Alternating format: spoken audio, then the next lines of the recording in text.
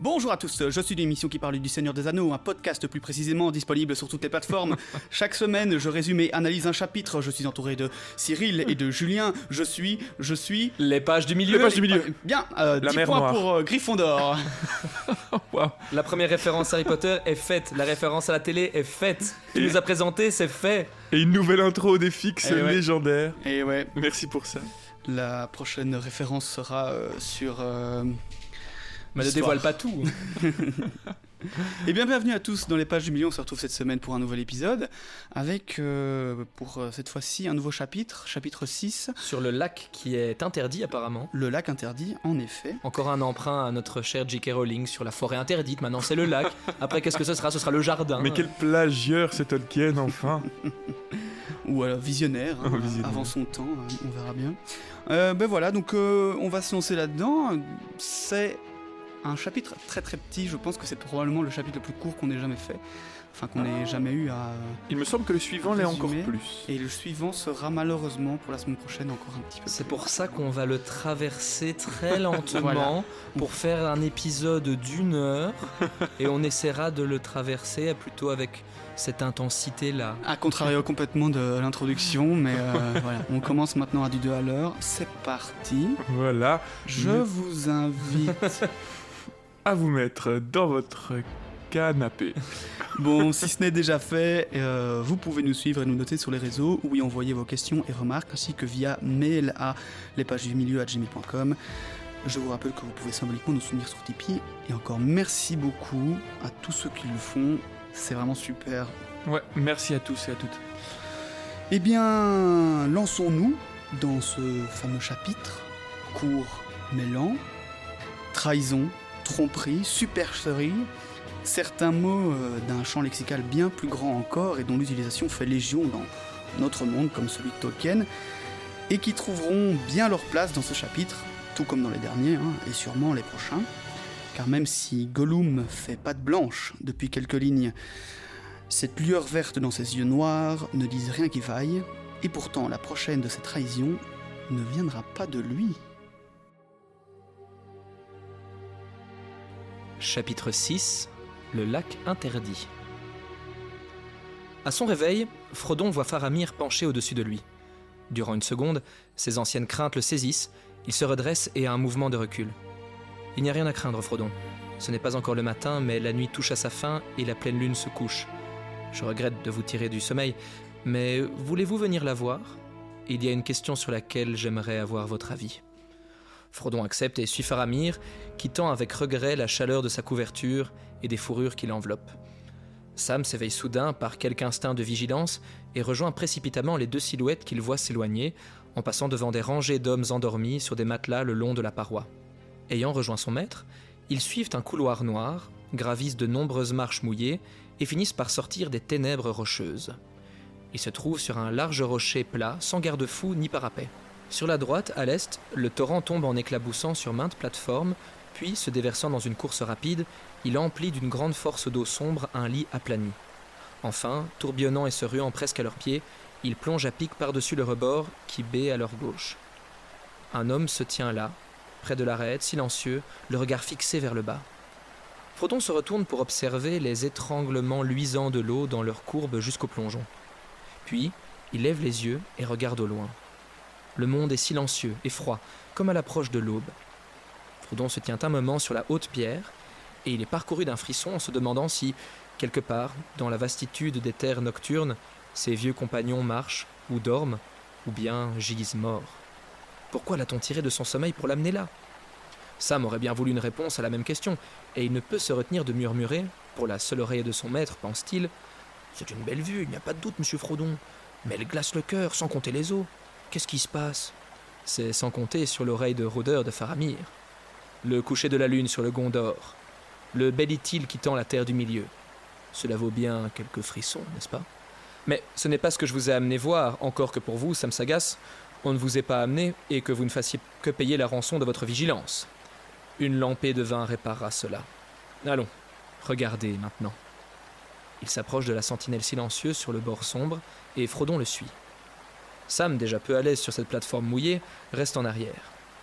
Faramir et Frodon regardent en bas, loin en contrebas, il voit les eaux blanches se déverser dans une cuvette écumante, puis tournoyer sombrement autour d'un profond bassin ovale parmi les rochers. Jusqu'à la découverte d'une issue par une étroite porte, elles s'en vont alors, fumantes et jacassantes, dans des étendues droites plus calmes et plus égales. Le clair de lune envoie encore ses rayons obliques au pied de la cascade et miroite sur les rides du bassin. Bientôt, Frodon s'aperçoit de la présence d'une petite chose noire sur la rive la plus proche, et au moment même où il regarde, elle plonge pour disparaître juste au-delà du bouillonnement tournoyant de la chute. Faramir se tourne vers l'homme qui est à son côté. « Que diriez-vous que c'est là, Onborn ? Un écureuil ? Ou un martin-pêcheur ? Ou y a-t-il des martins-pêcheurs noirs dans les trous d'eau nocturnes de la forêt noire ?»« Ce n'est pas un oiseau en tout cas, » répond Onborn. « Ça a 4 membres et ça plonge comme un homme. Et ça y montre une belle maîtrise aussi. Qu'est-ce que ça cherche ? Un chemin derrière le rideau vers nos cachettes ? Il semble que nous soyons enfin découverts. Mais j'ai là mon arc, et j'ai posté sur les 2 rives d'autres archers, presque aussi bons tireurs que moi-même. On attend que votre ordre pour tirer, capitaine. » « Dois-je donner l'ordre, Frodon ?» Celui-ci ne répond pas tout de suite. Puis il dit « Non, non, je vous en supplie de ne rien faire. » « Vous savez donc ce qu'est cette chose ? Allons, maintenant que vous avez vu, dites-moi pourquoi il faut l'épargner. Dans tous nos entretiens, vous n'avez pas parlé une seule fois de votre ami fouineur, et je l'ai laissé tranquille. J'ai envoyé mes meilleurs chasseurs à sa recherche, mais il leur a échappé, et ils ne l'ont jamais vu jusqu'à maintenant, sauf Onborn, qui l'a aperçu une fois hier soir au crépuscule. Mais à présent, il a commis pire abus que la simple prise de lapin dans les hautes terres.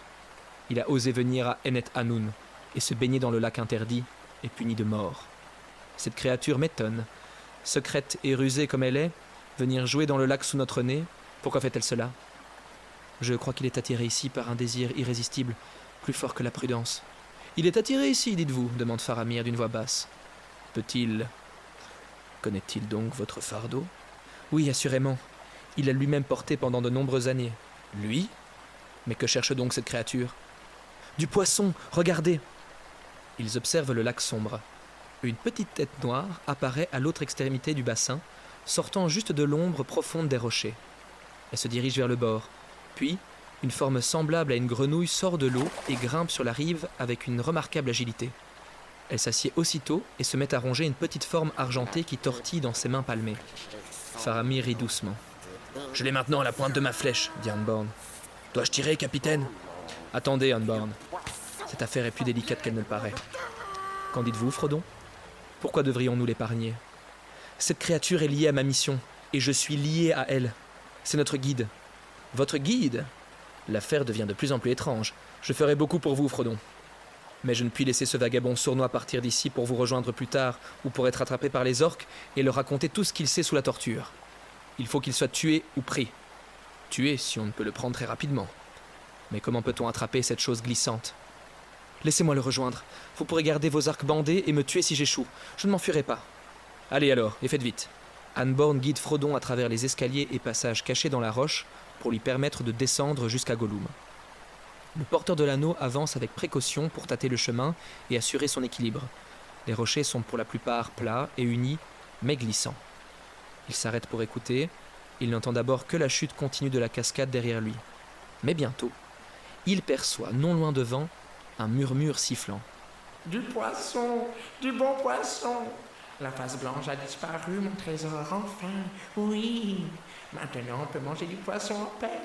Non, pas en paix, mon trésor, car le trésor est perdu, oui, perdu. Sale hobbit, vilain hobbit. Ils sont partis et nous ont abandonnés. Seul, le pauvre Sméagol, tout seul. Plus de trésor. Les vilains hommes, ils vont le prendre, ils vont voler mon trésor. Des voleurs, on les déteste.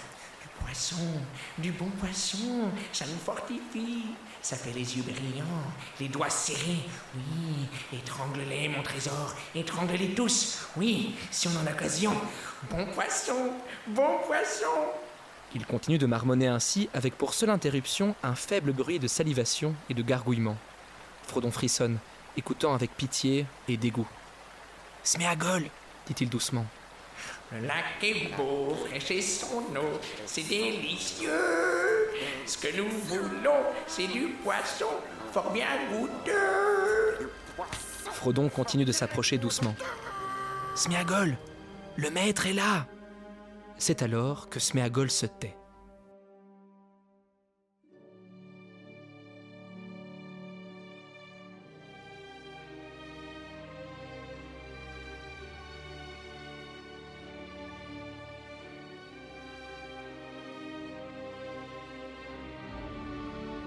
Sméagol, le maître est venu vous chercher, dit Frodon. Non, maître pas gentil. Abandonne le pauvre Sméagol, il va avec nous vos amis. Maître peut attendre. Sméagol n'a pas fini. Il n'y a pas le temps. Prenez le poisson et venez. Non, faut finir le poisson. Le trésor sera mécontent. Je prendrai le trésor et je lui dirai « Fais-lui avaler les arêtes et s'étouffer ». Gollum siffle et sort à quatre pattes tel un chien qu'on appelle. Il a dans la bouche un poisson à moitié mangé et un autre dans la main. Gentil maître, gentil hobbit, revenu auprès du pauvre Sméagol. Nous partirons bientôt, mais pas tout de suite. Vous n'êtes pas encore en sécurité. Je vous sauverai, mais il faut me faire confiance. Gollum commence à sentir la supercherie. Mais Frodon n'a pas d'autre solution. Il doit passer par cette trahison pour ensuite sauver la créature. Ils commencent ensemble à monter. Il y a quelque chose là. Pas un hobbit. Il se retourne et un éclair vert apparaît dans ses yeux. Oh, maître, mauvais, rusé, faux. Amborne sort des forêts et sa grande main attrape la nuque de Gollum. Restez tranquille, ou on vous lardera de piquant comme un porc épic. Sur ce, Gollum devient tout flasque et se met à geindre. Frodon essaie de le rassurer, alors qu'il remonte les escaliers et croise Sam. Ils rejoignent Faramir, assis dans son fauteuil. On leur apporte du vin et le prisonnier. Rien de tel qu'une bonne coupe de vin après un bon coup dans le dos. Mais je voudrais parler par rapport à ça, parce que ça peut paraître étonnant. C'est vrai, finalement, la réaction des Gondoriens quant à la présence de Gollum ou des gens dans cet endroit qui s'appelle donc Enet Anun. La fenêtre sur l'ouest. Voilà, qui veut dire la fenêtre sur l'ouest. Et en fait, on vous l'a déjà expliqué, je pense, dans un autre épisode, mais effectivement, il n'y a rien de sacré dans ce lac. Il n'y a rien de particulièrement magique. C'est pas le lac interdit parce qu'il représente quelque chose, un lieu de culte pour les Gondoriens. C'est simplement une place forte qui a été construite là il y a un peu plus de 100 ans, lorsque les orques ont commencé à envahir l'Ithilien, donc la région où ils se trouvent, et c'était la place forte principale qui a été construite pour surveiller la zone, et simplement, elle reste secrète pour éviter qu'il y ait des ennemis qui viennent dedans. Donc toute personne qui n'est pas du Gondor, tout ennemi qui vient ou étranger, risquerait de révéler sa position à l'ennemi, du coup sont condamnés automatiquement à mort. C'est pas du tout une question magique ou quoi que ce soit. Voilà. Oui, ça fait sens en soi. Ouais. On a parlé déjà la semaine passée, je pense, de toute l'importance de ce que font les rangers dans ce coin-là, ouais. Et du secret. Il y a même un moment, je pense, Faramir dit qu'ils ne vont même pas... Non, c'est les deux autres rangers qui ne vont même pas leur dire par où ils passent la rivière de l'Anduin, tellement ça est un ils ont les yeux bandés. Secret, Frodon et Sam ont les yeux bandés pendant tout le passage qui leur permet d'atteindre cette grotte dans la roche. Ouais, et en fait, donc, pour bien décrire l'endroit, c'est une grotte qui se trouve derrière en fait, une cascade, cachée par la cascade, et donc le chemin est secret. Et en fait, à la base, cette cascade allait plus bas, elle est dans les grottes même, mais elle a été déviée pour créer ce lac artificiel, enfin cet étang artificiel si on veut, là où Gollum se baigne. Et puis, pour revenir sur la petite chanson que Julien nous a magnifiquement chantée, que vous avez entendue dans le fond.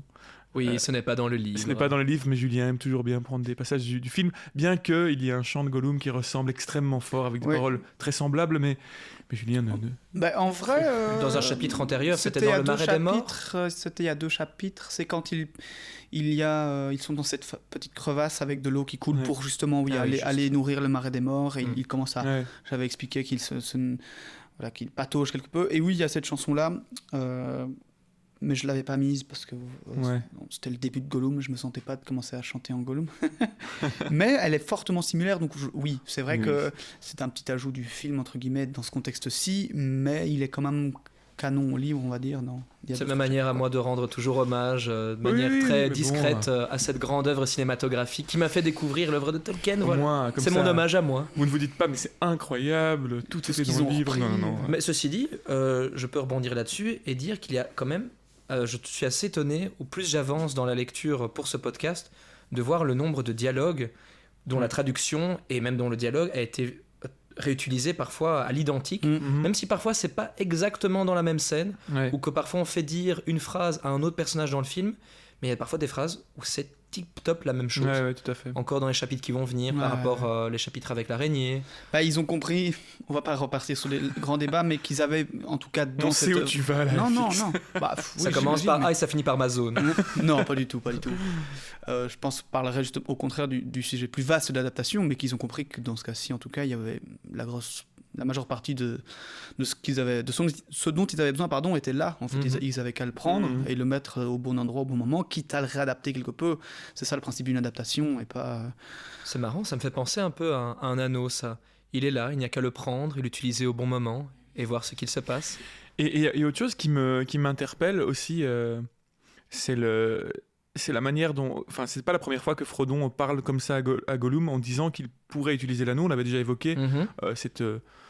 Ce côté de Frodon qui devient un peu maître puissant, en tout cas qui est il attiré menace par Gollum, une forme de puissance que l'anneau pourrait lui conférer. Que Sam ne reconnaisse pas Oui, en lui d'ailleurs. Mais surtout, moi, juste pour parler de la manière dont en fait il pourrait utiliser l'anneau, c'est vrai que en fait il pourrait, s'il met l'anneau, du coup contrôler Gollum. Techniquement, c'est ça qu'il dit. Donc en gros, s'il mettait l'anneau, il pourrait ordonner à Gollum, s'il devenait maître de l'anneau, il pourrait ordonner à Gollum de faire n'importe quoi, puisqu'il serait par extension son maître aussi. C'est comme ça qu'il le décrit, en tout cas. Il lui dit, je mets l'anneau, je t'ordonne de t'étouffer et tu le feras, parce que tu seras soumis à moi. Mais ce sera justement s'en remettre complètement à l'anneau, Ouais. en devenir le maître, Oui. et du coup après tomber Il dans la faudrait qu'il folie. se et donne la- au pouvoir de l'anneau. Ouais, ouais. Mais du coup, c'est fou quand même. C'est pour ça que pouvoir, Sauron contrôlerait toute vie s'il retrouvait son anneau. Bah, je suppose, non, les vies qui ont possédé l'anneau, oui, qui sont les sous gens son qui sont... emprise. Voilà. Oui, bien sûr, mais il a un pouvoir de domination. Il a un pouvoir en fait en conférant l'anneau. C'est pas juste une force magique, c'est qu'il a vraiment un pouvoir de soumission et de domination sur les êtres, de Et manière puis générale. Mais non, surtout sur les personnes qui ont été soumises à l'anneau et ceux qui Et possèdent surtout l'anneau sur aussi. celle-là. Et les gens qui, Et qui ont- pourraient, qui ont les qui autres sont anneaux. juste à côté et qui pourraient le vouloir, mais bon, Oui, et puis Il ceux y a qui ont quand les même anneaux eu- des elfes, des nains, etc. oui, bien Parce sûr. que c'est pour les contrôler eux aussi. Mais je veux dire, quand Isildur était face à lui et qu'il lui a coupé la main, Ouais. même si l'anneau était là, il n'était pas en mode Non, bien je sûr, vais arrêter non, de me non. battre, je veux l'anneau, donc tu es mon maître, Frodon, Non, Sauron, pardon. Non, c'est pas un pouvoir comme ça. C'est vraiment sur les personnes qui sont déjà soumises à l'anneau Ouais. ou aux personnes qui justement ont déjà un anneau. Ça Enfin, fonctionne un peu comme le sort de l'Imperium en fait dans Harry Potter. On a déjà fait. Ah, mince. Ouais, il on avait commence à dit en avoir que- beaucoup, On hein. avait dit que c'était sur l'histoire, la prochaine référence. Désolé, Donc, désolé. Allez, on se Je rappelle à retire. l'ordre. Tu la coupes hein, celle-là, Cyril. Non. Lâchez-nous, lâchez-nous, la corde nous fait mal. N'avez-vous jamais rien fait qui vous mérite des liens ou un châtiment pire?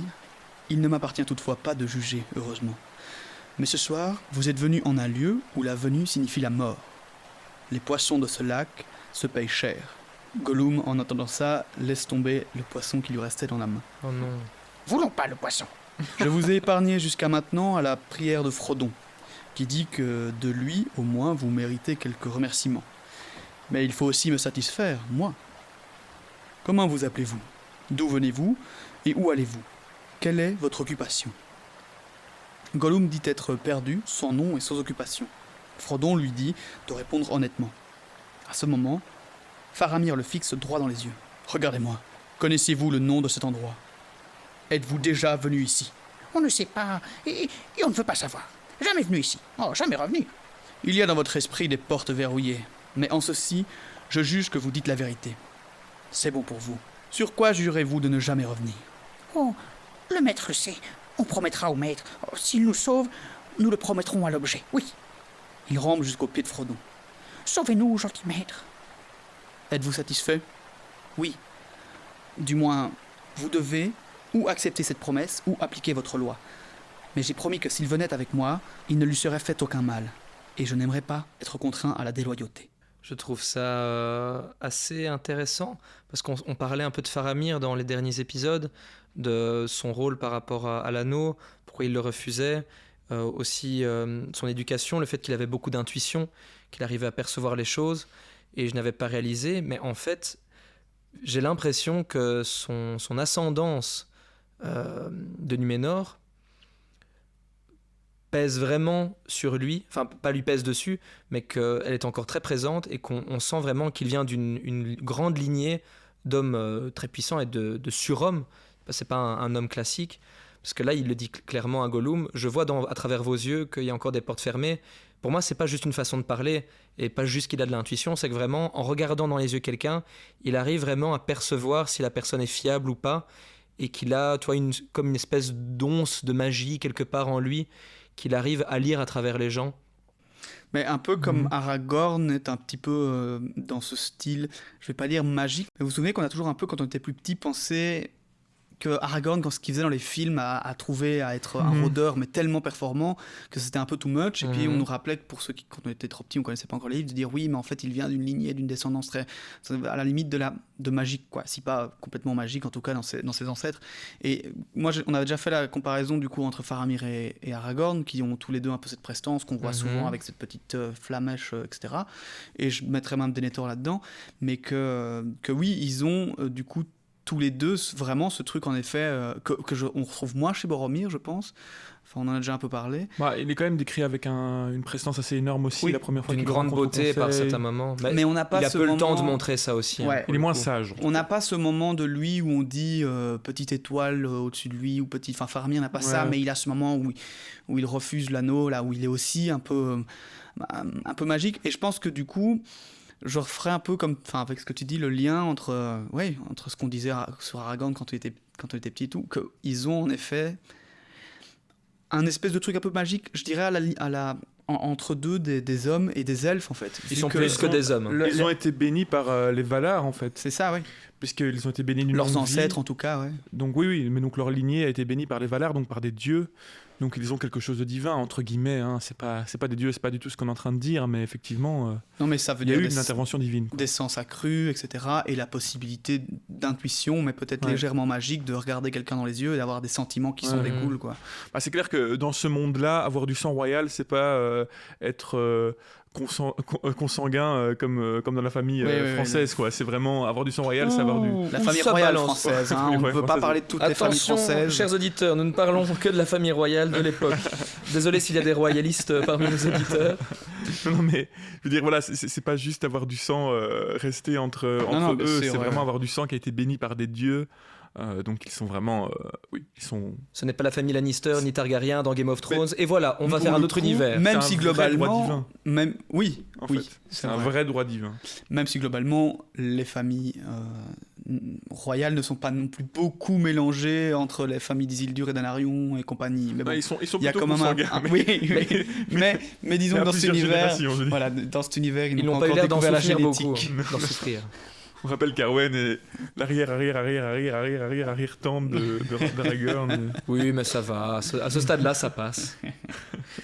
Ça a eu le temps de se diluer, je veux dire. C'est vrai que là, on avait calculé, c'est quoi, 43 générations entre Aragorn et Isildur, je pense. Ouais, c'est ça. Et du coup, il faut imaginer les rois du Numénor, c'est aussi quelques générations donc ça va. Enfin, c'est sa cousine plutôt, Arwen, plutôt que sa tante. Mais oui, voilà. En tout cas, c'est vrai qu'ils ont l'air vachement beaux. Et je pense qu'on en parlera au prochain. Je crois que c'est au prochain chapitre qui, à un moment, il est fait mention d'un bâton de marche un peu magique. Et ça m'a fait tilter quand j'ai fait le résumé pour ce podcast. Et donc, une forme de magie dans les bâtons de marche gondoriens. Enfin, ce sera au prochain chapitre, mais effectivement, ça m'a fait un peu percuter, mais on en parlera probablement la semaine prochaine. Tu parles du bâton que Faramir va donner à Sam ? Ouais. Ok.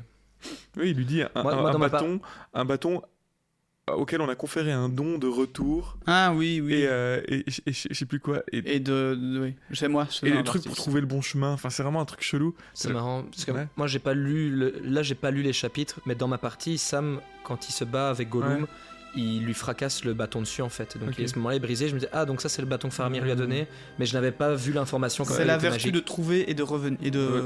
On en parlera au prochain épisode. Bon.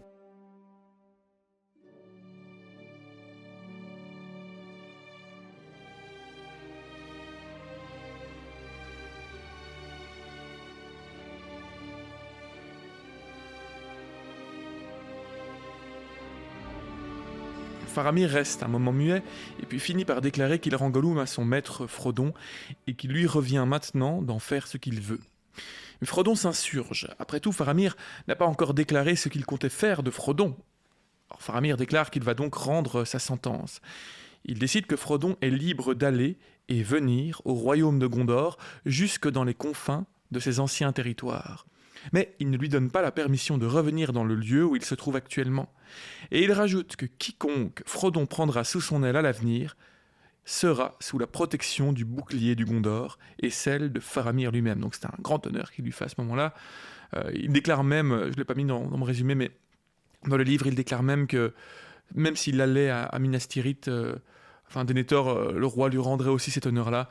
Donc vraiment, là, Frodon est mis sous la protection du Gondor de manière globale et sous la protection personnelle de Faramir. Donc c'est quand même assez huge. Il lui fait quand même vite confiance. On voit que c'est un homme de sagesse, encore une fois. Et visiblement un homme d'honneur aussi. Oui, mais... On ne peut pas encore tester des risques, la véracité de sa parole, mais ça a l'air plutôt sincère et fiable. Oui, tout à fait. Mais il prend beaucoup de risques, donc... Il a déjà, de toute façon, prouvé sa valeur, en tout cas aux yeux de Sam, et ce n'est pas rien, en refusant l'anneau visiblement devant lui, en tout cas refusant la tentation. Ouais. Alors Frodon est honoré, et il s'incline devant Faramir. Il affirme qu'il est également à son service. Il rajoute qu'il prend Gollum sous sa protection, au grand désarroi de Sam, et Faramir se tourne alors vers la créature. « Ainsi donc, tu es sous sentence de mort. Mais tant que tu marcheras auprès de Frodon, nous te laissons la vie sauve pour ce qui nous concerne. Toutefois, si un homme du Gondor, quel qu'il soit, vient te trouver en dehors de sa présence, la sentence tombera. Puisses-tu trouver la mort promptement, au Gondor ou ailleurs, si tu ne le sers pas bien. Maintenant réponds-moi, où comptes-tu aller ? Tu étais son guide, m'a-t-il dit. Où le conduisais-tu ? Gollum ne répond pas. Je n'admets pas que cela reste secret, dit Faramir. Réponds-moi, sinon je vais revenir sur mon jugement. Gollum ne répond toujours pas. Frodon décide de répondre à sa place. Il avoue qu'il allait le conduire à la Porte Noire, comme il lui avait demandé, mais que cette dernière s'est révélée infranchissable. Il lui explique qu'ils ont donc décidé de descendre vers Minas Ithil, appelé maintenant Minas Morgul, pour ensuite emprunter un col. Faramir demande à Frodon s'il connaît le nom de ce col, ce à quoi ce dernier répond que non. On l'appelle Cirith Ungol, dit alors Faramir. Gollum lâche un sifflement perçant et se met à marmonner entre ses dents. N'est-ce pas là son nom ? Rajoute Faramir en se tournant vers lui. Non, dit Gollum, et il pousse un cri aigu, comme sous l'effet d'un coup de poignard. oui, on a entendu le nom une fois. Mais qu'est-ce que ça change? Comment il s'appelle? Maître dit qu'il doit y entrer. Alors il faut bien essayer un chemin. Il n'y a pas d'autre chemin qu'on peut essayer, non? Pas d'autre chemin, répond Faramir. Comment le sais-tu? Et qui a exploré tous les confins de ce sombre royaume? Il regarde Gollum longuement. Puis il parle de nouveau. Il ordonne à un garde d'emmener Sméagol sans lui faire de mal. Une fois sorti, un rideau est tiré devant le renfoncement. Frodon, je crois que vous ne faites pas bien, dit Faramir. Vous ne devriez pas partir avec ce misérable petit être, il est mauvais. Non, pas entièrement mauvais, dit Frodon. Peut-être pas entièrement, répond Faramir. Mais la malignité le ronge comme un chancre et le mal grandit. Il ne vous mènera à rien de bon. Si vous consentiez à vous séparer de lui, je le guiderai jusqu'à l'endroit de son choix aux frontières du Gondor. Frodon explique qu'il ne voudrait pas. Il finirait par le suivre, comme il le fait depuis longtemps. Et puis, il a promis maintenant de l'emmener et ne veut pas revenir sur sa parole. Faramir ne veut pas non plus le faire mentir, même si son cœur le voudrait. Mais il ne faut pas que Frodon passe par Cirith Ungol. Mais que faire alors ? Demande Frodon. Retourner à la Porte Noire et se livrer aux mains des gardes ? Et que connaît Faramir au sujet de cet endroit pour que son nom lui soit si redoutable ? Rien de certain, dit Faramir. Les jeunes du Gondor ne vont plus jamais à l'Est depuis au moins une génération, et aucun d'entre eux n'a jamais mis les pieds dans les montagnes de l'ombre. Mais les vieux récits et des rumeurs circulent. Il y a une terreur noire dans le col qui domine Minas Morgul. Les vieillards et les maîtres en tradition, à la seule mention de Cirith Ungol, blêmissent et s'enferment dans le silence. Ça, on en parlait aussi la semaine dernière. On se demandait s'il y avait encore des gens qui allaient du coup se balader dans ces endroits. D'après Faramir, visiblement plus depuis une génération. Donc ça fait pas si longtemps, mais quand même, ça fait quand même une génération de Gondoréens. Peut-être ça vit un peu plus longtemps que je sais pas. Qu'est-ce qu'il dit 80, exactement? Tu peux redire la phrase? Faramir explique donc que les jeunes du Gondor ne vont plus jamais dans cette partie de la Terre du Milieu, au moins depuis une génération. Ah, Cirith Ungol spécifiquement. Au col de Minas Morgul, etc. quoi. Ouais. Parce qu'il sera dit plus tard qu'il y a des guetteurs en fait qui vont en tout cas jusqu'à la Porte Noire. D'accord. des guetteurs du Gondor. Oui, mais la porte noire, Oui. pas Kirit Ungol. Non, bien sûr. Mais du coup, je parle de ce dont je voulais parler maintenant. Enfin, ce dont je voulais parler à ce moment-là maintenant, Ouais. qui est que du coup, j'imaginais qu'il y avait probablement des guetteurs qui allaient peut-être aussi à ces endroits-là aussi. Mais bon, si tu Et dis que non. plus personne n'y va, du coup. Non, ils n'y vont plus, mais bon, les récits ne se perdent pas. Mais avant, ils y allaient, donc bon, il y a pu y avoir des gens qui se sont perdus dans ces grottes, et ça, c'est assez terrible de l'imaginer quand même. Bah, ça rejoint aussi ce qu'on évoquait par rapport à la connaissance de la dangerosité de ce lieu, même auprès d'Aragorn, de Gandalf. Savait-il qu'il y avait une araignée qui traînait dans ce col ? Peut-être pas, mais en tout cas, il savait qu'il y avait une terreur qui régnait Ouais. sur les cols de Cirith Ungol et sur les tunnels qui s'y trouvent. Et puis on verra au prochain chapitre aussi qu'il y a même une terreur qui est même au-delà, il y a la terreur des Nazgûl qui emplit cet endroit, Mhm. comme on l'expliquait que les Nazgûl, voilà, ont cette aura maléfique Ouais. épouvantable, en fait elle est imprégnée dans ces vallées, et nos compagnons le sentiront d'ailleurs très bien. Alors Faramir explique que la vallée de Minas Morgul est tombée sous l'emprise du mal depuis bien longtemps, comme on l'avait déjà dit. Et jadis, cette cité fut une place forte, fière et belle, Minas Ithil de son nom, la jumelle de Minas Tirith. Mais elle fut conquise par l'ennemi, plus précisément par des hommes sous l'emprise de l'ennemi. Des descendants des Núménoréens, tombés autrefois dans une sombre cruauté, des Núménoréens noirs. L'ennemi leur avait donné des anneaux de pouvoir et les avait ainsi dévorés. Ils étaient devenus des spectres vivants, terribles et malfaisants. Après le départ de Sauron, ils avaient pris Minas Ithil et s'y étaient établis. Et ils firent de toute la vallée alentour un lieu de corruption. Elle semblait vide, mais ne l'était pas, car une peur informe vivait au-dedans des murs ruinés. Voilà, comme je viens de l'expliquer, une peur informe, vraiment, une peur qui emplit l'atmosphère. Un peu comme notre gouvernement, quoi. Bienvenue dans les pages du milieu, l'émission politique. Ouais, une peur Aujourd'hui. globale de la corruption. Hein Moi, j'imagine. Ah, mais ce n'est pas une peur, c'est une constatation. Et voilà de quoi il voulait parler, Tolkien, du gouvernement belge. Pas que, en France aussi, on Ouais, est pas c'est mal. vrai. Hein. Oui, vu que nous avons une majorité d'auditeurs français, Ah, on pense à vous. Mais en Belgique, on n'a pas de corruption au gouvernement parce qu'on n'a pas de gouvernement. C'est ça qui est pratique. En Belgique, en fait, on joue au dé pour les lois, c'est un peu spécial. Une Ou sorte plutôt comme dans cet épisode de South Park où on égorge un poulet, Ouais. on le fait tituber sur une roue et après on prend des décisions comme ça. bon, Ouais, qui sera ouais. ministre cette semaine? Allez, Je sais pas. toi là, t'as levé la main en premier. Allez, go. 9 seigneurs y résident donc à Minas Morgul, et après le retour de leur maître, qu'ils facilitèrent et préparèrent en secret, ils regagnèrent en force. Puis les 9 cavaliers sortirent des portes de l'horreur, et personne ne put leur résister. Faramir implore Frodon, il ne faut pas qu'il approche de Minas Morgul. Mais alors, demande Frodon, par où doit-il passer? Il doit suivre sa mission, et il ne peut pas faire demi-tour et rentrer au Gondor avec un objet pareil. Quel sortilège opérerait-il à Minas Tirith? Mais Faramir ne sait pas quoi répondre. Il ne faut pas que Frodon rentre en Gondor, évidemment, mais il ne faut pas qu'il aille à Minas Morgul. Frodon est décidé. Il doit prendre les chemins qui s'offrent à lui, et il n'a pas le temps pour de longues recherches. C'est un destin cruel, une mission désespérée, dit alors Faramir. Mais rappelez-vous, au moins ma mise en garde. Méfiez-vous de ce guide, Sméagol. Le meurtre ne lui est pas étranger. Je l'ai lu en lui. Après ces paroles, Faramir dit à Frodon qu'il voudrait en apprendre plus sur Gollum, sur comment il a possédé l'anneau et comment il l'a perdu, et que ces discussions devront attendre.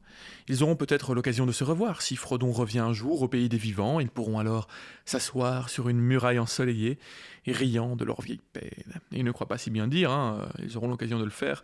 Quand Frodon aura déjà détruit l'anneau, il reviendra au Gondor pour quelques mois. Oui, Donc, je il sera suppose peinard à ce moment-là. Le plus Prendre- dur sera fait. On prendra le temps de discuter avec notre ami Faramir, tout amouraché de Éowyn. Voilà. Mais du coup, en fait, Faramir n'est pas au courant de ce qu'il y a véritablement à Cirith Non. Ungol, c'est ça que vous vouliez dire? C'est juste qu'il y a une terreur qui règne à Ouais, cet c'est endroit-là. Sinon, il aurait pu clairement dire à Frodon Ne passe pas par là. ne passe pas par là, il y a une araignée géante. Ouais, ça fait une génération qu'il n'y a plus personne qui y passe, donc lui ne... Et surtout que même les plus sages n'en parlent, enfin les plus érudits, les plus sages n'en parlent pas, mais peut-être pas parce qu'ils cachent l'information, mais parce que eux-mêmes, Ils ne le savent d'avant, pas, ouais. savent qu'il ne faut pas y aller pour une sombre raison, mais ne la connaissent pas. Ouais. Oui, puis c'est surtout sûrement un endroit où le peu qui y allait n'en revenait pas. Donc, Oui. tu n'as jamais vraiment l'information. C'est certain. C'est un peu comme les rues de la gare du Midi, quoi. C'est J'ai encore perdu un ami la semaine passée. Ça va à jamais une certaine pourquoi. heure. Il se lève alors et s'incline profondément devant Frodon, puis tirant le rideau, il passe dans la caverne.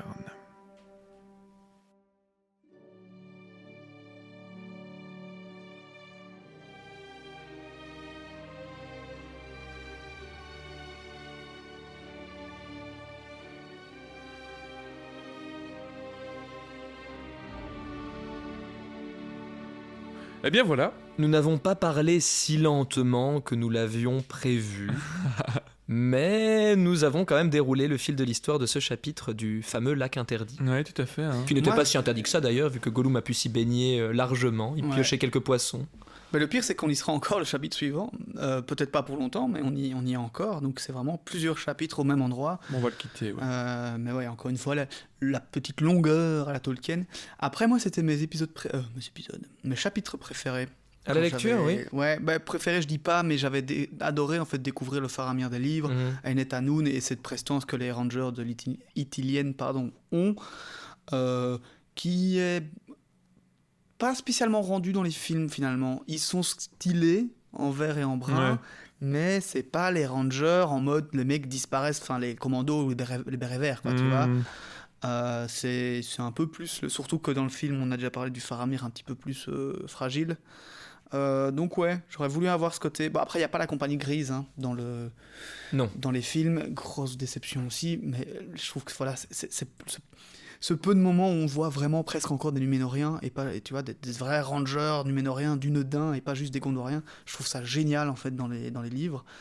Les films leur ont pas fait honneur à part à Aragorn bien sûr. Mais Et il y a donc voilà, les livres, c'est des passages assez cool. Il y a une comparaison, hein, je pense qu'on peut faire sans trop s'avancer entre ces rangers-là, ces rôdeurs, et les elfes d'une certaine manière dans les livres. Parce que, comme on le voit, ils ont quand même, déjà dans le chapitre précédent, quand ils marchaient pour arriver à Ainet Anoun, avant que Frodon et Sam aient les yeux bandés, que Frodon parlait avec Faramir, il était dit qu'il y avait certains rangers qui étaient autour d'eux, mais assez loin, qu'ils ne les voyaient pas vraiment. En fait, ils sentaient leur présence et qu'ils étaient vraiment là pour escorter Faramir et les deux hobbits jusqu'à leur camp. Et il y a quelque chose un peu du même ordre, je trouve, que les elfes de la Lorienne, que les elfes de Foncombe qui montent la garde, qui sont très, très discrets. Et pourtant, les rôdeurs n'ont pas de manteau magique tressé par les elfes, mais ils ont une grande aptitude à se cacher. Est-ce que c'est parce que tous ces rôdeurs, tous ces rangers ont du sang numénoréen, et du coup sont conférés de quelques habiletés de discrétion, ou c'est juste parce qu'ils ont tellement bien intégré le métier qu'ils arrivent à se faufiler à ce point-là dans l'Ithilien. Il était dit aussi que c'était Denethor qui engageait des montagnards, donc des gens de la région, que ce soit de l'Ithilienne ou un peu tous les royaumes de Gondor un peu partout. Hein. On a parlé déjà du fait que au final, le Gondor était assez large, qu'il y avait des trucs un peu partout jusqu'à Umbar. Mais du coup, est-ce que les gars, les montagnards qui ont été engagés au milieu de la Pampa, là, je sais pas où, ont du sang gondorien, numénorien, etc. Ça, on ne sait pas déjà, mais probablement. Et d'autre part, est-ce que c'est peut-être justement pas parce que c'est des montagnards bien costauds qui sont peut-être entraînés depuis leur plus tendre enfance, que du coup ils connaissent aussi les lieux comme leur poche, ou du moins qu'ils savent. Oui. Moi, c'est probablement les deux. Hein, mais, Ça fait quand même des milliers d'années qu'ils sont implantés là, le Gondor, et ils ont une connaissance quand même. En tout cas, dans la narration, certainement, il y a une sorte, tu vois, à mon avis, de parallèle avec ces hommes qui sont très discrets, qui arrivent à se faufiler dans la nature, en même temps qu'ils font découvrir à Frodon et Sam un lieu merveilleux, presque aussi merveilleux qu'une tour elfe, comme il était écrit dans le texte. Ouais. Je pense que c'est pas sans évoquer les premiers passages dans la communauté de l'anneau où on rencontrait les elfes en bordure de comté et où la nature se pliait pour leur faire un palais au milieu de la forêt. Il y a certainement un petit écho à ce moment-là. Ouais, c'est vrai. Et maintenant que tu le dis, Et je une pense petite que pause dans l'aventure également. c'est un peu la sensation que j'en ai quand, en fait, pourquoi je trouve les rangers du nord ou du sud cool. C'est parce que je pense qu'ils ont cette aura un petit peu plus magique que juste des hommes, qui se rapprochent du coup un peu des elfes, et c'est ça qui me donne cette sensation d'être trop content de les voir, parce qu'au final on voit pas beaucoup. On passe du temps à Minas Tirith avec le garde là dans le début Avec du Pipin. 3, oui, mais même là on parle jamais de cette même prestance que les rangers peuvent avoir. Après, Et, la prestance un peu divine et tout ça, elle est quand même très exclusive à Faramir. Et à certains personnages. Mais à certains personnages, Ouais. parce que les Gondoréens... en fait, le Gondor, ce sont des descendants des Numénoréens, mais ils ont quand même assimilé les peuples autour d'eux. Et puis ils n'ont pas forcément le sang aussi ni Ouais. mine de rien que la famille de Faramir. Oui, ça on en avait déjà parlé, je suis d'accord, mais il y a quand même ce truc dans ces compagnies-là qui est un peu ressenti. On dit Ouais. clairement qu'ils disparaissent, etc. Enfin, tout ce qu'on vient de dire. Ah mais c'est ouais. Mais je pense qu'on pourra en refaire la comparaison et peut-être revenir là-dessus quand on aura peut-être un peu plus de détails. Parce que c'est vrai, comme tu dis, on avait déjà parlé aussi que le sang a probablement été très mélangé déjà, etc. Et que c'est principalement chez Faramir, mais il y a quand même cette idée. Mais on pourra refaire la comparaison quand on aura justement la compagnie grise, donc c'est au début du 3. Ouais. Où on verra d'ailleurs 2 autres personnages, 2 Tout jumeaux. à fait. Et où là aussi, je trouve que voilà, je trouve que la comparaison est forte entre les autres Rangers et Aragorn, quoi, qui ne sont pas juste des simples soldats ou des simples hommes. Ils sont tous habillés de la même façon et tout. Enfin, ils sont classe et stylés. Enfin, soit. Avant de conclure cet épisode, moi je voulais revenir sur un mail qu'on a reçu, que je trouvais intéressant, un mail de Laurent, alors rien à voir avec le sujet, ou en tout cas le lieu dans lequel on se trouve aujourd'hui, mais Laurent veut nous parler d'une anecdote effrayante qu'il a eue dans, Pas du dans la montagne. forêt ou dans la montagne. Non, ce n'est pas le cas, mais Laurent est séminariste, donc il est en formation pour être prêtre catholique à Paris, Eh bien, bon courage, Laurent. et il nous envoyait un chouette mail, parce qu'il nous écoutait sur les épisodes où nous parlions de Tom Bombadil. Et donc il est au début de la série, donc quand Laurent entendra ces quelques mots, ce sera sûrement dans Ce sera un petit temps. à Noël, Voilà, à moins qu'il dévore. quand nous nos aurons épisodes. déjà terminé le retour du roi. Mais néanmoins, il nous apportait sa vision de Tom Bombadil, qui est plutôt intéressante, je trouvais, surtout que c'est une théorie, ou en tout cas une analyse de Tom que je n'avais jamais eue jusqu'ici, mais lui, évidemment, il a vu Tom Bombadil sous son regard de séminariste, et donc vraiment catholique. Et bon, Tolkien l'étant très très fort aussi, je trouvais ça pertinent. Alors pour lui, dans son mail, il nous explique que pour lui, ce serait une évocation de la sagesse, qui est dans l'Ancien Testament une entité qui semble comme indépendante du divin. Et il prend comme appui le chapitre 8 du livre des Proverbes à partir du verset 22 que je vais vous lire maintenant.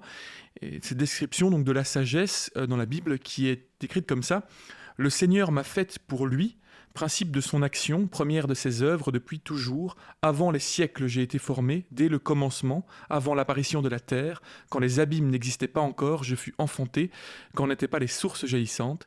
Et moi je grandissais à ses côtés, je faisais ses délices jour après jour, jouant devant lui à tout moment, jouant dans l'univers, sur sa terre, et trouvant mes délices avec le Fils des hommes. » Et je trouvais ça fort pertinent, puisque ça évoque très très fort la manière dont Tom se décrit lui-même. Tout à fait. J'étais là avant le commencement des temps, avant le premier arbre, avant tout. Puis Tom est un être très joyeux, un être Ouais. chantant, dansant, riant, Voilà, donc qui a l'air d'être inaffecté par les grands problèmes du monde. Il Ouais. reste reclus dans sa petite forêt. Rien ne Tout à fait. l'atteint. ouais, voilà, je trouvais ça pertinent, et c'est une nouvelle grille de lecture, ou en tout cas d'analyse de ce personnage qui ma foi, est plutôt intéressante. En tout cas, voilà, merci beaucoup pour ton email, Laurent, et bonne chance pour la suite donc de ta formation. Ok, eh bien on va se retrouver du coup la semaine prochaine pour reprendre la route enfin cette fois-ci. Nous arrivons tout doucement à la fin de l'aventure des 2 tours, pas de l'aventure totale. Ouais. Mais nous commençons bientôt. tout doucement à toucher la fin de ce 2e livre. hein. Je crois qu'il reste après, après le chapitres. chapitre de la semaine prochaine, il reste 4 chapitres. 4 chapitres au total, c'est ça. Donc ouais, on y approche vite. Donc voilà, semaine prochaine on retrouvera notre petit Faramir pour des adieux et on reprendra la route. enfin, Avec notre et- trio gagnant. notre trio gagnant. Et on verra ce qui les attend. Eh bien, n'hésitez pas évidemment comme d'hab, petit appel à l'action, à nous suivre et nous liker, etc. Vous connaissez la chanson, donc je vous embête plus avec ça. Merci beaucoup de nous avoir écoutés et j'espère que vous avez goûté. écouté. Tu nous avoir goûté. Mais enfin, Cyril, dis. Merci beaucoup de nous avoir écoutés et à la semaine prochaine. Ciao, ciao. Bonne semaine. Salut.